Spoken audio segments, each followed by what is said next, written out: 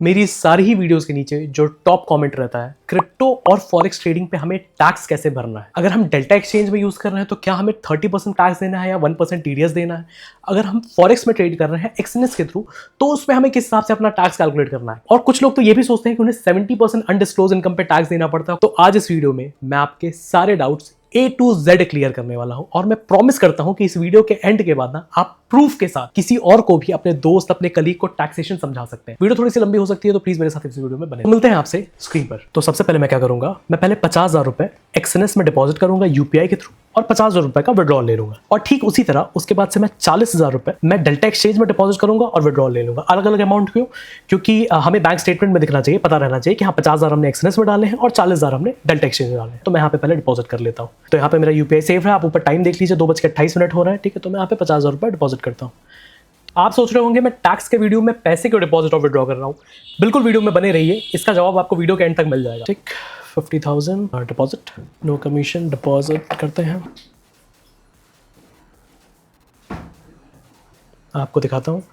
ठीक है, ये आप देख सकते हैं, ये मेरी 50,000 की पेमेंट कंप्लीट हो गई है। तो ये आप देख सकते हैं मेरे अकाउंट में जो इनिशियल वैल्यू थी 50 रुपये, अब वो 50,050 रुपये हो चुकी है। ठीक, अब इसी में विड्रॉल रिक्वेस्ट भी प्लेस लगे हाथ कर देते हैं। ठीक है, क्योंकि मुझे आपको स्टेटमेंट में कुछ दिखाना है। तो यहाँ पे 50,000 रुपये का विड्रॉल लेंगे, विड्रॉ करते हैं इसको। विड्रॉल में अपने ऑनलाइन बैंक में लूंगा। ठीक है, तो यहाँ पे अमाउंट डालते हैं 50,000, कन्फर्म।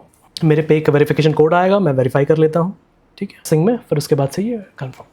ठीक, तो मैंने 50,000 रुपये डाला, मैंने 50,000 रुपये विड्रॉ कर लिया। क्यों? मान लीजिए आप कुछ ट्रेड करते हैं, आपको कुछ प्रॉफिट होता है। ठीक है, आपने मान लीजिए 10,000 डाला, 10,000 विड्रॉ कर लिया, ऐसा कुछ आपने ट्रेडिंग किया। ठीक, तो मैं वो डिपिक्ट करने के लिए यहाँ पे 50,000 रुपये डाल रहा हूँ, 50,000 ही मैं विड्रॉ कर लिया। अब वही सेम काम हम यहाँ पे करते हैं, अपने डेल्टा एक्सचेंज के अकाउंट में 40,000 रुपये डालते हैं। मैं ये क्यों कर रहा हूँ आपको बिल्कुल आगे समझ में आने वाला है। ठीक है, पे 30,000, 40,000 ही है। हाँ, ये 40,000 है। ये देखिए 40,000 का ये आ गया। ठीक है, मैं 40,000 पे करता हूँ। ये पेमेंट क्रेडिट हो गई है, 40,000 निकल गई है। I have paid, verification progress, deposit will be credited in 40। ये देखिए आपका मेरे अकाउंट की वैल्यू जो है वो 40,000 हो चुकी है। क्या, अब इसे मैं विड्रॉल ले लेता हूँ। कब? देखिए, अब जैसे मैंने 50,000 एक्सएनएस में डाला है, 40,000 इसमें डाला है, 50,000 का एक्सएनएस में विड्रॉल लिया, 40,000 का इसमें विड्रॉल लिया। ठीक, हाँ गाइज, मैंने ये डिपॉजिट और विड्रॉल क्यों किया था आपको बहुत जल्द बहुत अच्छी तरह से समझ में आएगा। तो अब सबसे पहले बात करते हैं, क्या हमें 30% फ्लैट ट्रेडिंग फीस पे करनी है?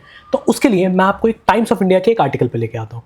ठीक, टाइम्स ऑफ इंडिया का आर्टिकल है। ठीक है, डेल्टा एक्सचेंज पे एक आर्टिकल है, आप, मैं इसका लिंक दे दूंगा, आप वहां जाके इसको पढ़ सकते हैं। ठीक है, इस आर्टिकल में जब आप थोड़ा सा नीचे आते हैं तो यहाँ पे लिखा हुआ है, any gains made from crypto trading is taxed at the rate of 30% with 4% cess as section 115 BBH dictates. There is 1% tax deducted at source, TDS. ठीक है, however the benefit of crypto trading and futures on Delta Exchange is that your balances and unrealized profit are always denominated in INR. You have no direct contact with crypto, which means aforementioned high taxes on virtual digital assets do not apply on Delta Exchange as a trader. ठीक, मतलब कहना क्या चाह रहे हैं कि आप directly crypto में ट्रेड ही नहीं कर रहे हैं, आप जो है उसके डेरिवेटिव्स में ट्रेड कर रहे हैं। इसलिए जब आप डेरिवेटिव्स में ट्रेड करते हैं तो आपको जो है क्रिप्टो के हिसाब से टैक्स नहीं देना है, आपको सिर्फ और सिर्फ उस पर एज ए स्पेक्यूलेटिव इनकम के हिसाब से टैक्स देना है।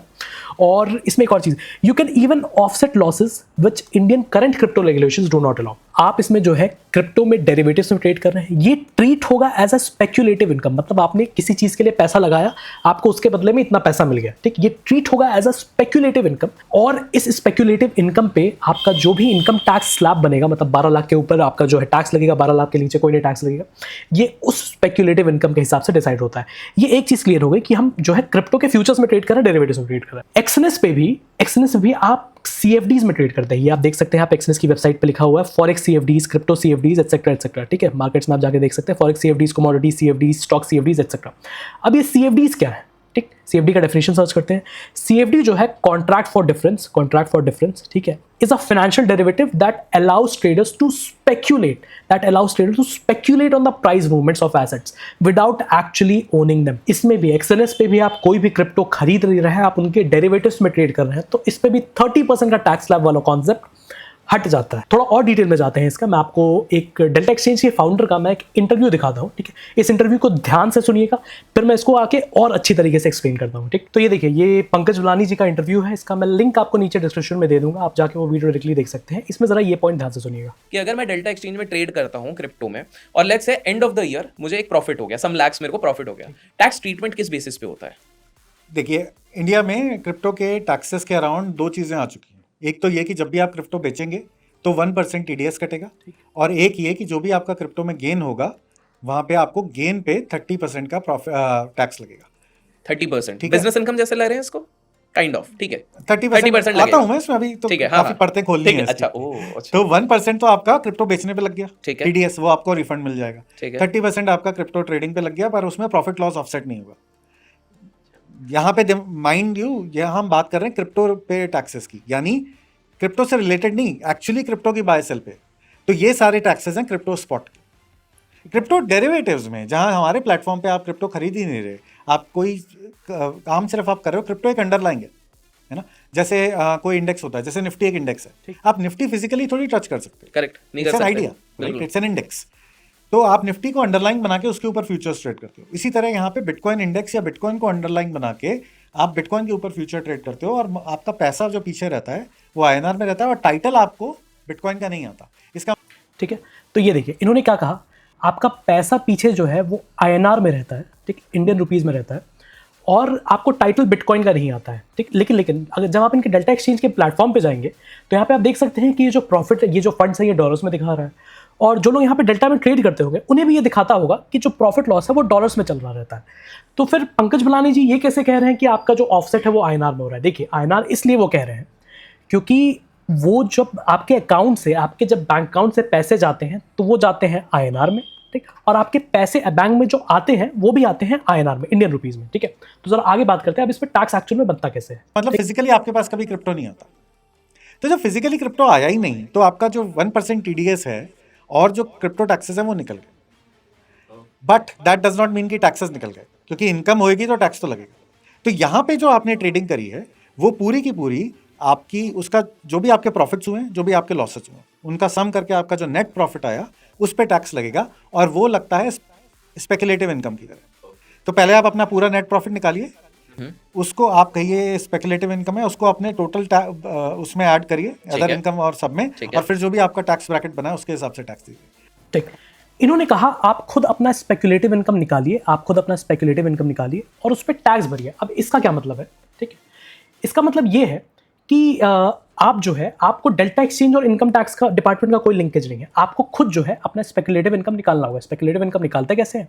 आपसे जो आपके CA हैं वो आपसे बैंक का स्टेटमेंट मांगते हैं, बैंक के स्टेटमेंट में जो प्लस माइनस होता है उसी को, मतलब जितना आपके में अकाउंट में डिपॉजिट हुआ है, जितना विड्रॉल हुआ है, इन सारे का एक सम निकालते हैं जो नेट निकलता है। नेट मान लीजिए 10 लाख विड्रॉ हुआ, 12 लाख डिपॉजिट हुआ, नेट आपका निकला 2 लाख, 2 लाख आपका स्पेकुलेटिव इनकम में आ गया, ठीक। इसके हिसाब से टैक्स बनना है अकॉर्डिंग टू हिम, पंकज भलानी जी, ठीक है। तो इसको कंटिन्यू करते हैं। अब यहाँ पे एक और चीज में, क्योंकि आपके ऑडियंस में काफी इक्विटी ट्रेडर भी होंगे जी।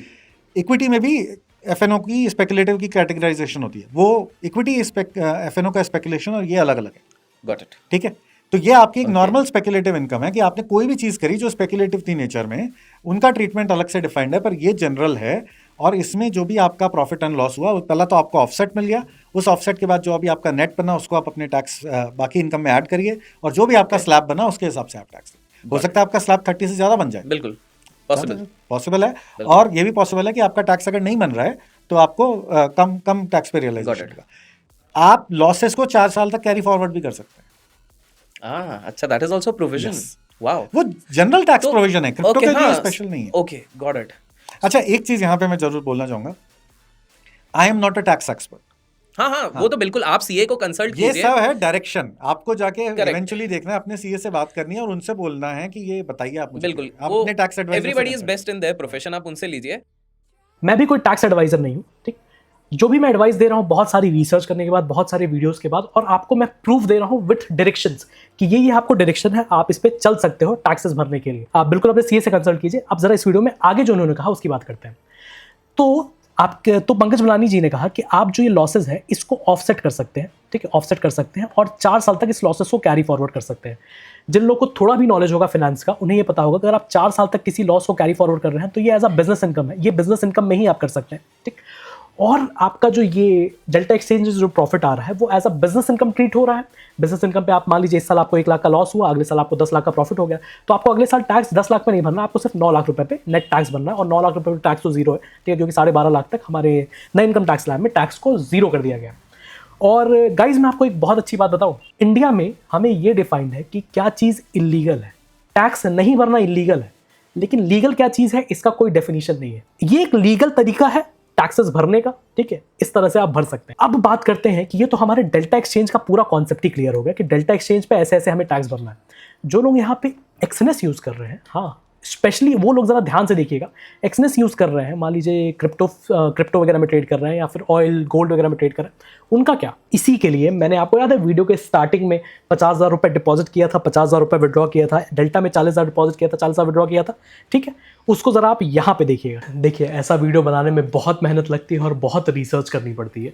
अगर आपको ये वीडियो अच्छा लगा तो प्लीज़ वीडियो को लाइक और चैनल को सब्सक्राइब जरूर कीजिएगा, और नेक्स्ट वीडियो किस टॉपिक पे चाहिए प्लीज़ वो वीडियो ज़रूर बताइएगा।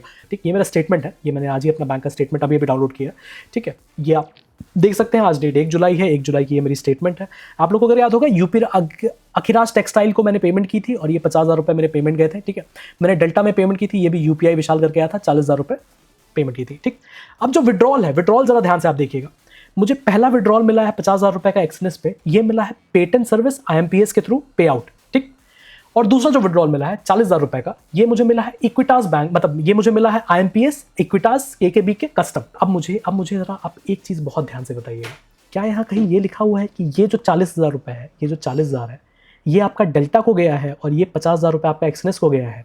ये जो 50,000 आया है ये एक्सएनएस से आया है, ये 40,000 जो है आपका डेल्टा से आया है? क्या मेरे गाइस कहीं ऐसा लिखा हुआ है? जी नहीं। इनकम टैक्स में जब भी आप इनकम टैक्स फाइल करते हो तो क्या दिखाता है? आपको अपना बैंक स्टेटमेंट देना रहता है। बैंक स्टेटमेंट में अगर डेल्टा की स्पेक्युलेटिव इनकम ऐसे शो की जा सकती है, not according to me but according to CA, according to tax professionals and according to him, according to the owner of Delta Exchange himself. तो आप मुझे ये बताइए, क्या एक्सएनएस पे भी सेम वे में आप इसको स्पेक्युलेटिव इनकम पे कर सकते? क्योंकि इंडिया के रूल्स क्या कहते हैं, आप पैसा फॉरेन नहीं भेज सकते हो।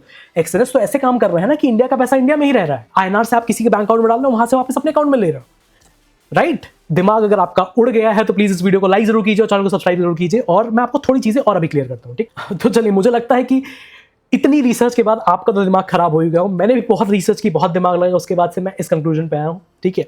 ये सिर्फ एक डायरेक्शन है, आप अपने CEO को कंसल्ट कर सकते हैं। अब बात कर लेते हैं P2P वाले लोगों के बारे में, जो लोग P2P से USDT बाई सेल करते हैं, P2P से ट्रांजैक्शन करते हैं। देखिए जरा एक चीज़ ध्यान से सुनिएगा, जो भी मैंने यहाँ पे टैक्स लॉस बताए हैं ये UPI के लिए है, ये सिर्फ और सिर्फ UPI के लिए है गाइस, ठीक है।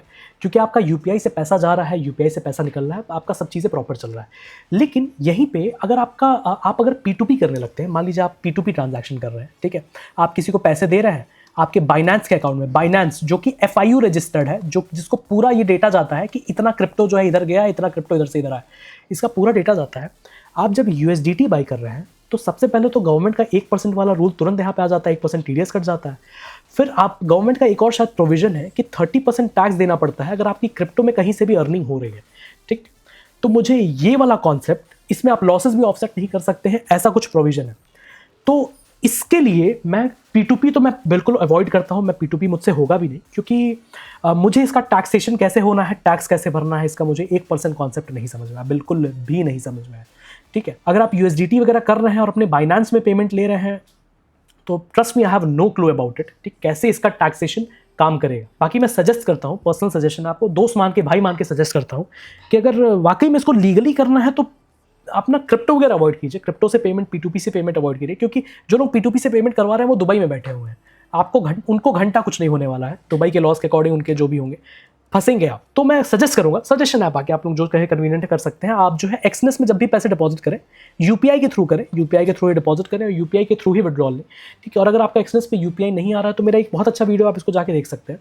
और फिर भी अगर आपका एक्सएनएस में नहीं हो पा रहा है तो मैं सजेस्ट करूंगा XM पे आप अकाउंट खोल के इसमें गोल्ड वगैरह ट्रेड कर सकते हैं, क्योंकि ये भी आपको UPI के और बैंक डिपॉजिट की विड्रॉल फैसिलिटी देता है। XM पर कैसे आप अकाउंट खोल सकते हैं, कैसे UPI से डिपॉजिट कर सकते हैं, कैसे इसमें ट्रेड ले सकते हैं, MT5 से कैसे कर सकते हैं, इसका एक डेडिकेटेड वीडियो कल भर में अपलोड हो जाएगा, ठीक है। और बाकी आई होप आपकी क्रिप्टो से रिलेटेड, एक्सएनएस से रिलेटेड सारे डाउट्स टैक्सेस से क्लियर हो चुके होंगे। मिलते हैं आपसे आउटरो में। चलिए, आई होप आपको पूरी नॉलेज मिल चुकी होगी और आपके सारे डाउट्स क्लियर हो चुके होंगे। अगर आपको अभी भी कोई डाउट है तो आप नीचे कमेंट सेक्शन में मुझसे पूछ सकते हैं, मैं उस पर जल्द से जल्द वीडियो या उसका रिप्लाई करने की कोशिश करूँगा।